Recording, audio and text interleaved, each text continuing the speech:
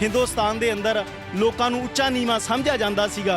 गुरु साहब ने बराबरता का अधिकार दिता, एक बाटे दे विच अमृत छका के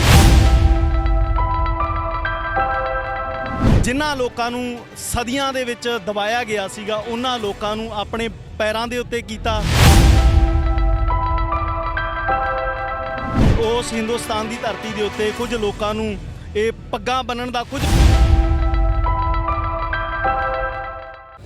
गुरुद्वारा साहब स्टॉकटन विखे आपां मौजूद हाँ, जिथे खालसा साजना दिवस के संबंध दे विच महानगर कीर्तन सजाया जा रहा है। अपने नाल कुछ वीर गलबात करना चाहते हैं। वीर जी की नाम है? सब तो पहलों फतेह सांझ पाइए। वाहिगुरू जी का खालसा। खालसा वाहिगुरू जी की फतेह। मेरा नाम कुलदीप सिंह रतन है जी।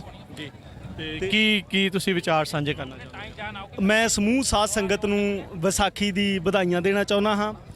ते ये विसाखी दा जिहड़ा पवित्र दिहाड़ा है, ये हिंदुस्तान की धरती के उत्ते एक अजिही नवेकली जिहड़ी आ विचारधारा गुरु गोबिंद सिंह महाराज जी ने दुनिया के अंदर सामने रखी कि जिथे जात पात ऊच नीचता का किड्डा बड़ा जिहड़ा बोलबाला सी, वो सारे बोलबाले नूं खत्म करके गुरु साहब ने एके दा संदर्भ दिता।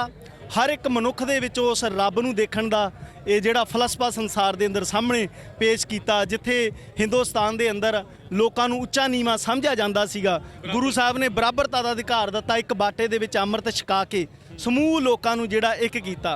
वैसे जिन्हां लोगों को सदियां दे विच दबाया गया सीगा उन्हां लोगों को अपने पैरों के उत्ते कीता। तुसीं इतिहास नूं पढ़ो तो पता लगता है कि कदे उस हिंदुस्तान की धरती के उत्ते कुछ लोगों को ये पग्गां बन्नण दा कुछ बंदियां कोले अधिकार सीगा, किरपानां रखण दा कुछ बंदियां दे कोले अधिकार सीगा, घोड़े ते चढ़न दा कुछ बंदियां दे कोले अधिकार सीगा।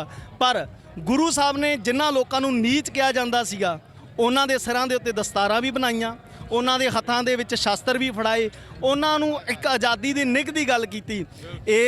उस देश दे अंदर गुलामी दीयां जंजीरां गुरु गोबिंद सिंह महाराज जी ने कट्टियां, पर दुख हुंदा कई वारी दुबारा फिर गुलाम ਕਰਨ ਦੇ ਯਤਨ ਵੀ ਕੀਤੇ ਜਾਂਦੇ। देखो वो तो स्टेट ने प्रोपोगंडा ਜਿਹੜਾ ਆਪਣਾ ਉਹ ਚਲਾਉਣਾ ਹੀ ਹੁੰਦਾ ਹੈ। ਸੋ ਤੁਸੀਂ ਕੀ ਸੰਦੇਸ਼ ਦੇਣਾ ਚਾਹੁੰਦੇ ਆ ਆਪਾਂ ਗੱਲਬਾਤ ਸਮਾਪਤੀ ਤੋਂ ਪਹਿਲਾਂ?